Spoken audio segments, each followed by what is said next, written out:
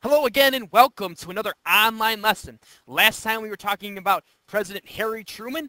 Today we're going to be talking about America under Eisenhower, and we're going to be focusing on primarily what went on during the Cold War. I like Ike. So let's get started. If you have already looked or taken the chance to look at your notes for today, they are different. You're going to be creating your own notes. So just to go over what you need to include, first, the space race, and particularly looking at Sputnik. Second, relations with the Soviets, focusing on the U-2 spy incident, the GI Bill, the baby boom, TV, and rock and roll. So let's get started. Eisenhower takes presidency, and during his presidency, 1957, the Soviets launched Sputnik, the first satellite into orbit.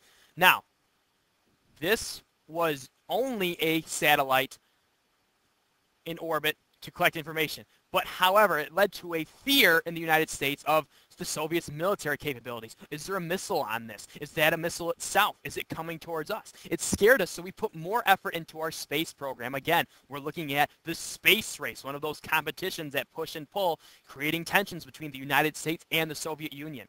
In 1961, first American was put into space, and in 1962, the first American to orbit the Earth occurred. So he kind of lays the groundwork for what Kennedy will continue with later on with this improving our space program. Because again, we are racing the Soviet Union into space.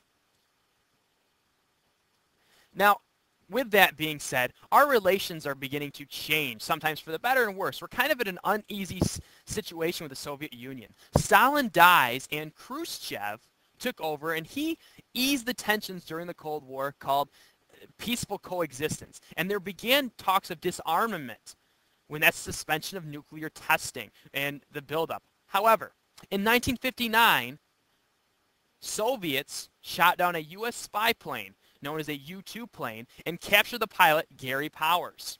Khrushchev demands an apology from Ike, President Eisenhower, but he refuses.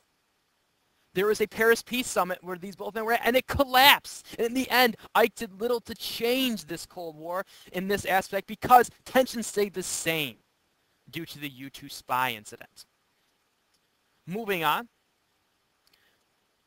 After, we're looking, when it says post-war prosperity, we're looking after World War II and some of the things that were going on the home front. This is more of a domestic type of ideas. So first is the GI Bill. This is a law that provided a range of benefits for returning World War II veterans.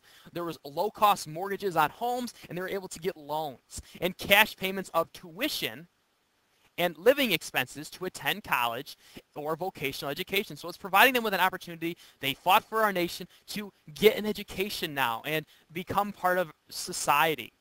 There was also the baby boom. Many of your parents and grandparents are probably part of this generation of the baby boomers. After World War II, the number of births soared. This phenomenon is known as the baby boom. U.S. population increased to 30 million. Reasons for this?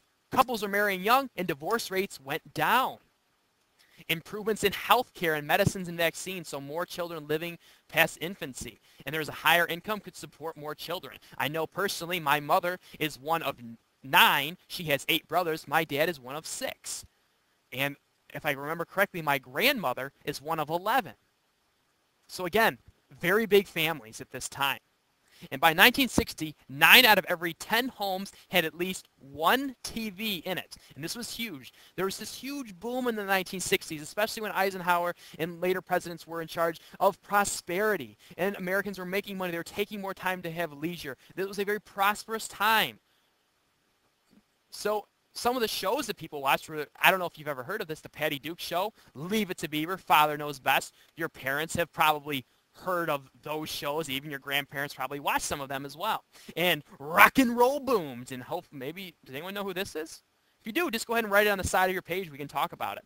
Rock and roll, as described by Frank Sinatra, the most brutal, ugly, desperate, vicious form of expression that it has been my misfortune to hear. Rock and roll influenced daily life, fashion, attitudes, and language in a way few other social developments had ever equaled. Some of the famous people or bands, Bill Haley and the Comets and Buddy Holly.